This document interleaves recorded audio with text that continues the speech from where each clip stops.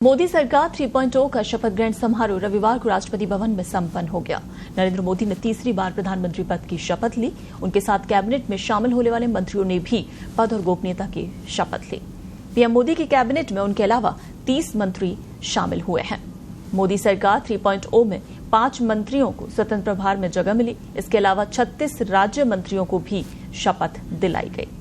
वहीं आपको बता दें, तेलुगु देशम पार्टी यानी टीडीपी के सांसद राम मोहन नायडू किंजरापू ने रविवार को राष्ट्रपति भवन में राज्य मंत्री के रूप में शपथ ली।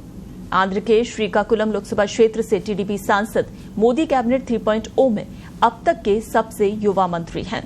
टीडीपी के वरिष्ठ नेता पूर्व केंद्रीय मंत्री येरन नायडू के बेटे राम मोहन नायडू 36 साल के हैं।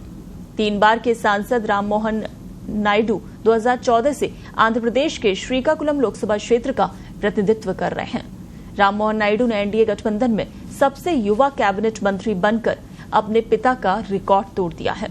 उनके पिता येरन नायडू 1996 में 39 साल की उम्र में सबसे कम उम्र के मंत्री बने थे।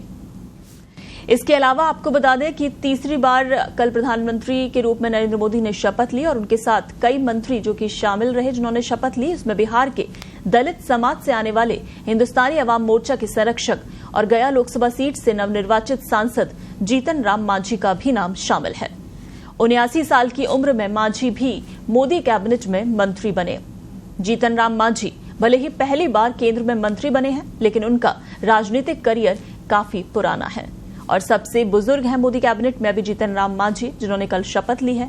देश की आजादी के पहले 6 अक्टूबर 1944 में उनका जन्म हुआ। जीतन राम मांझी दलित समुदाय से आते हैं। बिहार के गया जिले के मखदुमपुर प्रखंड के रहने वाले हैं। उनके पिता एक खेतीहर मजदूर थे। मांझी परिवार में आने के साथ उनका मुख्य खान पान जुआ था, लेकिन जीतन राम मांझी ने पढ़ाई लिखाई पर विशेष ध्यान दिया। 1967 में मगध यूनिवर्सिटी के गया कॉलेज से उन्होंने स्नातक तक पढ़ाई की। कभी उन्होंने टेलीफोन एक्सचेंज में भी काम किया था। पढ़ाई पूरी करने के बाद उन्होंने 13 सालों तक टेलीफोन एक्सचेंज में काम किया। 1980 में पहली बार कांग्रेस पार्टी के जरिए उन्होंने राजनीति में एंट्री ली और पहली बार 1980 में ही विधायक बने। जीतन राम मांझी का बिहार की राजनीति का करियर काफी पुराना है। वो कांग्रेस पार्टी, जनता दल, राष्ट्रीय जनता दल यूनाइटेड में विधायक के साथ साथ कई विभागों में मंत्री रहे हैं। 2005 में जीतन राम मांझी जनता दल यूनाइटेड में शामिल हुए थे और विधायक बनने के साथ ही वो मंत्री भी बने थे। 2020 में वो 5 दिनों के लिए कार्यवाहक विधानसभा अध्यक्ष भी रहे हैं। 2014 से 2015 तक वो 9 महीने के लिए मुख्यमंत्री भी रहे। जीतन राम मांझी का बिहार की राजनीति में लंबा अनुभव रहा है, लेकिन उनका एक सपना था दिल्ली के लोकसभा जाने का, जो कि अब पूरा हो गया। 2015 में मुख्यमंत्री के पद से हटने के बाद उन्हें जेडीयू से निष्कासित किया गया और उन्होंने अपनी हिंदुस्तान आवाम मोर्चा बना ली।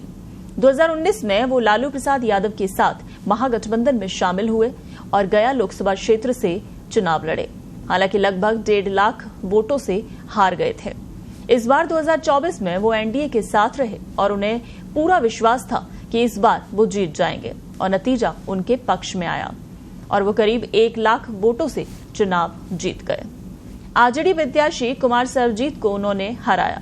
वो अपनी पार्टी के इकलौते सांसद हैं और मोदी मंत्रिमंडल में उन्हें जगह मिली है।